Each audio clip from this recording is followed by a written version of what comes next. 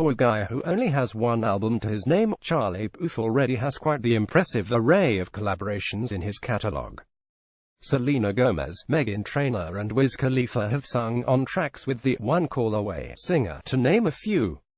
And when you go outside his own discography, Puth's list of team-ups just adds to the accolades. He co-wrote Liam Payne's catchy Bedroom Floor, worked with Maroon 5 on the latest album Red Pill Blues, Lips on You, and co-wrote G-Eazy's Dark the Beautiful. With his love of collaboration, Puth recently took part in the latest Sing with LG contest, in which fans could duet with the singer on his 2017 smash hit Attention, in hopes of winning a chance to hang out with Puth himself.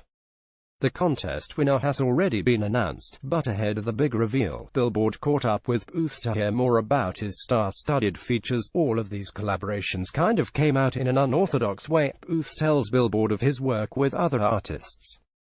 I feel like in the 90s all the managers would call the other managers, and everyone would get together and there would be bottles of champagne and luxurious studios. Although the collaboration settings may not have been as grand as Puth envisioned, his team-ups certainly have fun stories behind them.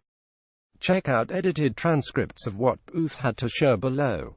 Selena Gomez, We Don't Talk Anymore. Taylor Swift introduced us at this VMA after party a while back. I think I even was like, we should do something sometime. I say that to every artist I meet, because I just can't believe I'm in this position where people want to work with me. But I didn't actually think it was gonna happen. I think 4 months went by, and it happened, but in a very strange way. I had sent the demo of We Don't Talk Anymore, where it was originally all me, and I played it for her over FaceTime. I was in the Philippines. She was like, I love this, and it hit me. I was like, this could be a duet. Everybody has experience with the sentiment of the song, meaning, I think. I certainly have, she has, so it just felt very real when she performed it. Selena was in Vegas. She flew herself to my house I was renting at the time in the Hollywood Hills. She came over at like 2 o'clock in the morning and recorded this part in a makeshift recording booth in the closet. It was very not glamorous. I had to go to London the next day. I was kind of hungover. I just came from a party. But I had to get the vocals all done. So it was quite challenging to just push through it at 5 o'clock in the morning. When I listened to it when I woke up the next day, it was all worth it, cause she sounded great. Liam Payne, Bedroom Floor, that was the most fun I had ever had writing that record.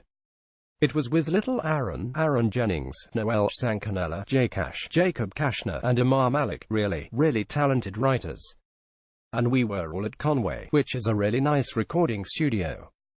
And we were all just messing around. Nothing was really coming when we were writing. I just pictured what a leprechaun would sing, because I think there were Lucky Charms in the room, or I had had them for breakfast. Like, what would a leprechaun melody be?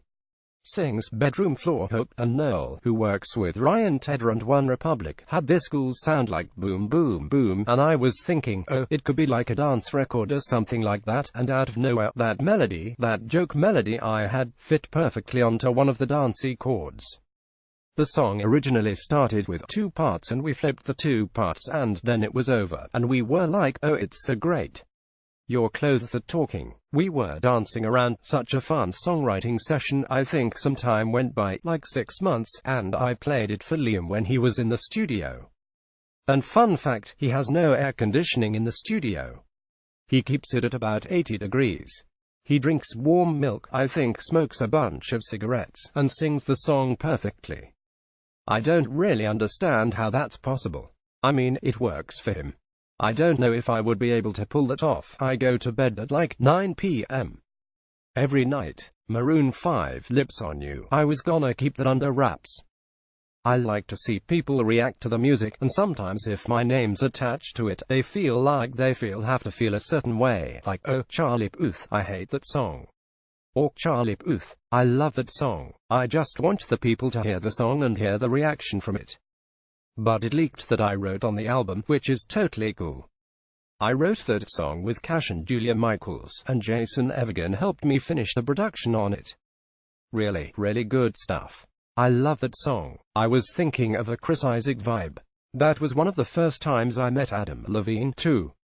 Him and I liked buddy now, but that was like a week of knowing each other, so it was still very, when you know you're going to be friends with somebody, but you're very careful with what you say around them. I was like, Adam, maybe you want to re-sing that one part, if you want to. Now I'd be like, F you, that was horrible.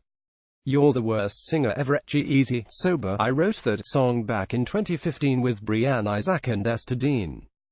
It was kind of this dark point in my life. It wasn't the best month for me, without getting into detail. And of course, I had someone in mind when I wrote it. You never know where these songs are gonna go. I had originally written verses, like Seeing Why verses, and it just didn't feel right. It felt like it needed an Eminem-type story. When I heard G's verses on it, they just happened to be something similar to what I went through. There is no other person who could have done it better than G. I love G. Young Gerald, easy season, he's my tallest friend. Laughs.